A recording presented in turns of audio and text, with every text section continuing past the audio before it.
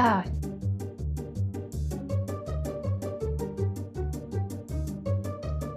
咁趕做咩喎？庭坤，你最近放學都好趕啊，趕去邊啊？趕住去做運動啊！我已經堅持咗2個禮拜啦。做運動唔怕攰咩？一開始嘅時候都會攰嘅，但係感受到自己嘅呼吸同埋腳步聲，反而好解壓。解壓？唔係，辛苦就真。唔係，流完汗成個人都輕鬆晒。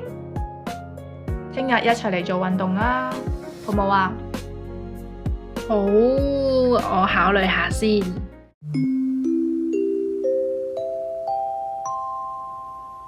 運動嘅手語係咩呢？運動，運動，下星期一再見，拜拜。